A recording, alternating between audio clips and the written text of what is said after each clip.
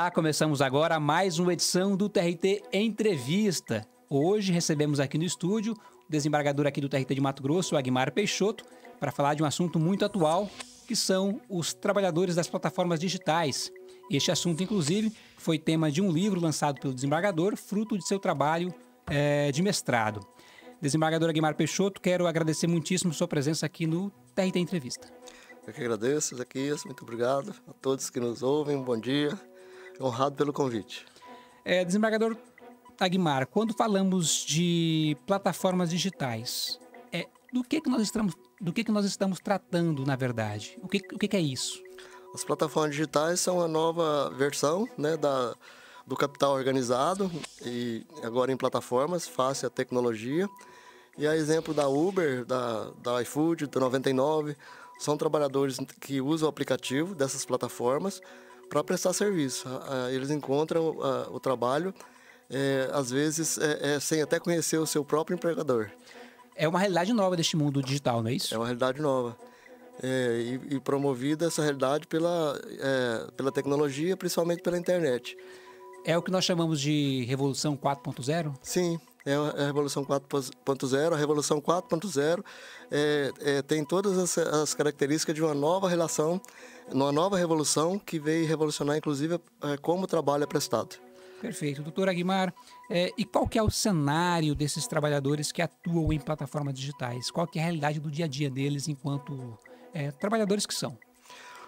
Normalmente os trabalhadores das plataformas, por encontrar o setor de serviço o que mais emprega, né, e essas plataformas descobriram esse filão econômico, né, eles então trabalham para essas plataformas, normalmente um trabalho precarizado, sob a forma de autonomia, que de autonomia não tem nada, porque eles são dependentes economicamente, mas se intitulam, né, empreendedores, parceiros, mas no final são trabalhadores que estão sobrevivendo precariamente porque são mal remunerados e não têm segurança jurídica nenhuma nessa relação, que é uma relação de trabalho e mais especificamente na maioria dos casos, de emprego mesmo.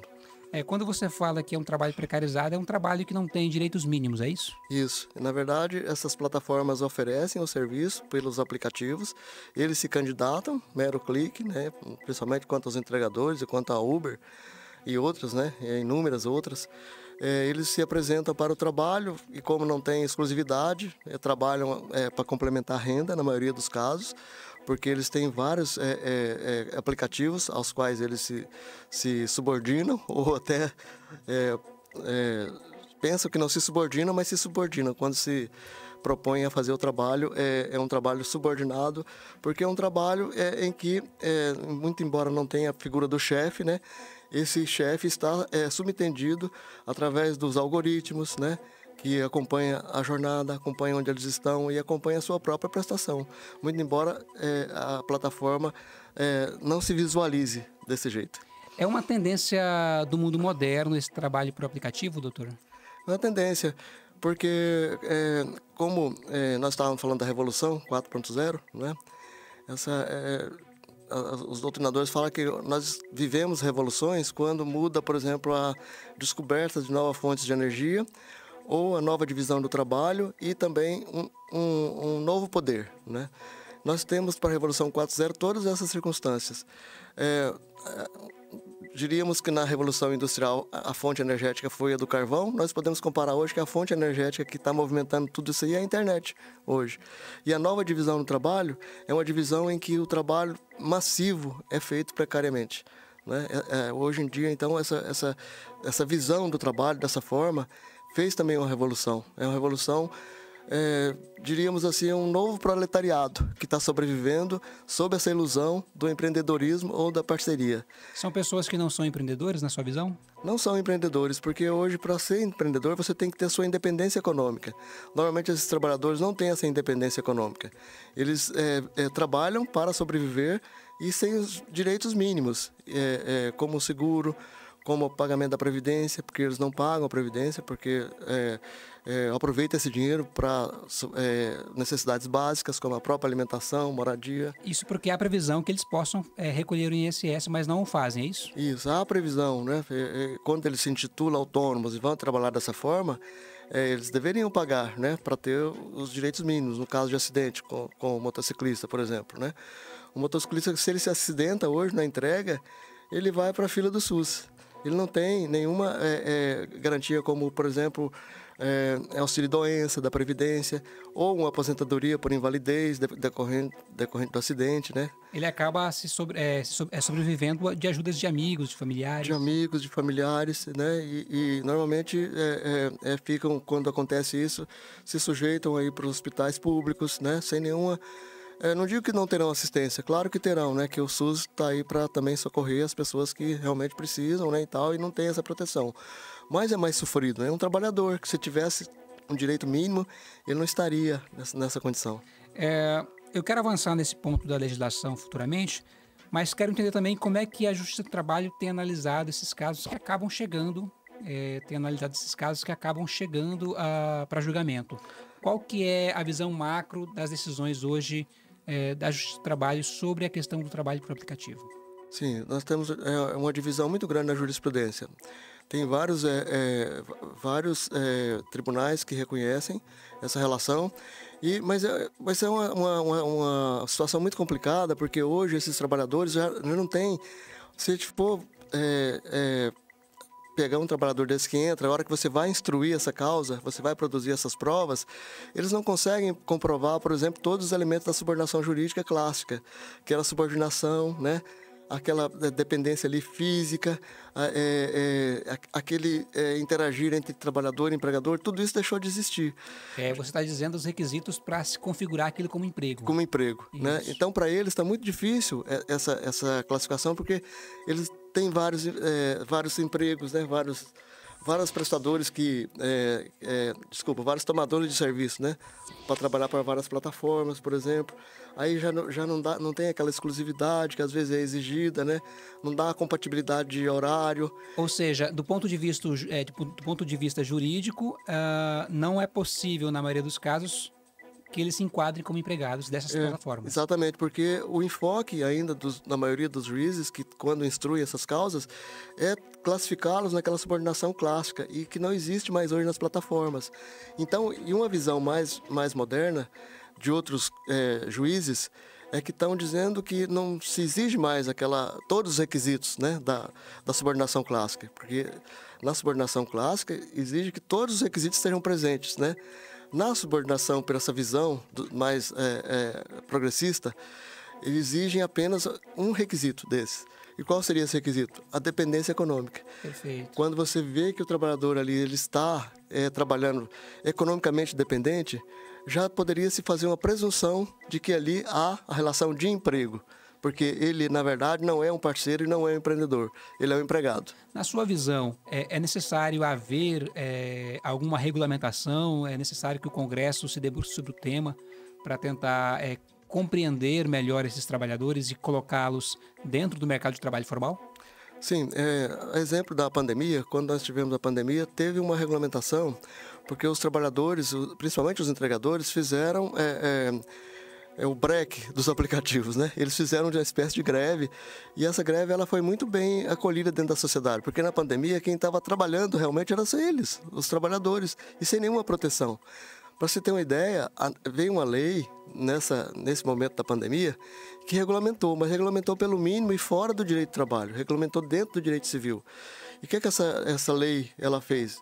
Ela deu direitos como seguro-acidente, e também precisou dizer, por lei, para você ver assim como eles estavam sendo tratados.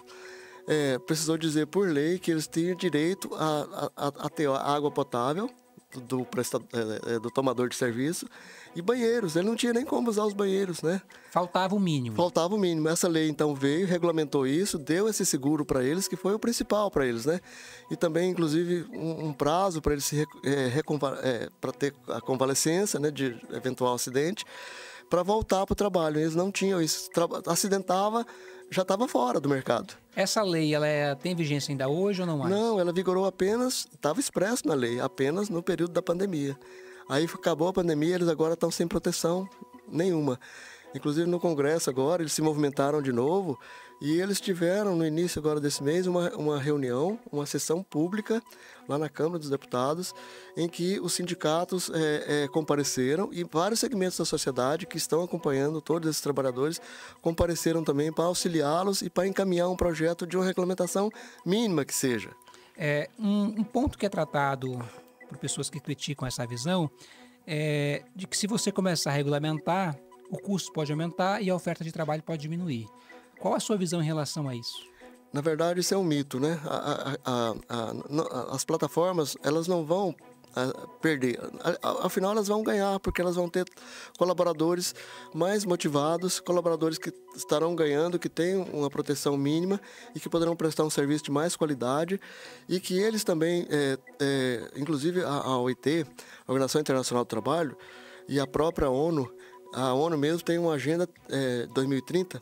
Essa agenda prevê um trabalho digno, mesmo esse trabalho regulamentado dentro das plataformas. Na Europa, na União Europeia, já há uma regulamentação mais avançada a respeito desses trabalhadores, né? Então, nós queremos implementar isso aqui também no país, né? Então, é um objetivo para erradicar todo o trabalho indigno, né? Até 2030. Faz parte da Agenda 2030 da ONU e faz parte de todas as convenções e acordos e recomendações da OIT, para que esse trabalho seja que haja uma dignidade no trabalho, que não está havendo. Ou seja, não é um assunto que chega apenas ao Brasil, é um assunto que o mundo está discutindo. Sim, o mundo está discutindo toda essa questão das plataformas. Porque o trabalho digno, ele engrandece. Porque se nós começarmos a privilegiar apenas o capital, vai chegar um ponto em que pode haver uma revolução, uma tensão social muito grande e não se sabe, se isso acontecer, onde vamos parar. Né? Temos históricos, é histórico que grandes revoluções aconteceram por conta disso, né? Exatamente. A queda da Bastilha na França é uma delas. Sim, exatamente. Não é? Então, e eles não vão, as plataformas ganham muito já nesse trabalho e elas querem continuar, que o capital se reproduz ao menor custo possível. Não é? Então, quando o capital tenta fazer isso e refazer, vai causando uma tensão social que vai ser insuportável. Para fecharmos o nosso bate-papo, doutor, queria que você falasse um pouquinho do seu livro. Quem tem interesse em conhecer melhor, como é que faz para poder adquirir? Meu livro foi publicado aí nosso livro, né, na editora Lacier, está à venda, inclusive na Amazon está disponível lá também. É uma plataforma grande também, falando em plataforma, né? Temos essa também. E o livro está lá e essa pesquisa eu fiz, inclusive, ouvindo os próprios trabalhadores. Tem uma entrevista no livro de trabalhadores da Uber, de entregadores também, e que eles relatam o seu trabalho diário. E apesar de se intitularem felizes, né, de estarem empreendendo, no fundo eles têm uma reclamação muito grande, que é a questão da complemento de renda e de não poderem descansar ou de poder curtir a família, porque estão sempre no trabalho. O trabalho para eles virou como se fosse um vício, né? E acaba sendo para sobreviver. Então, para fechar o bate-papo, é necessário que haja uma regulamentação mínima para que haja direitos mínimos. Sim, seria ter aqueles direitos que estão na própria Constituição, que não é só de empregado. Os direitos no artigo 7º da Constituição Federal é para todo trabalhador, não é? E não é só para o trabalhador que tem carteira assinada.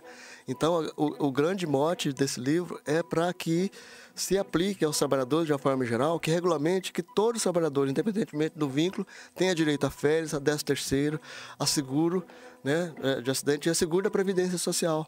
Né? No mínimo é isso. Doutor Aguimar, quero agradecer muitíssimo sua presença aqui no TRT Entrevista. Eu que agradeço.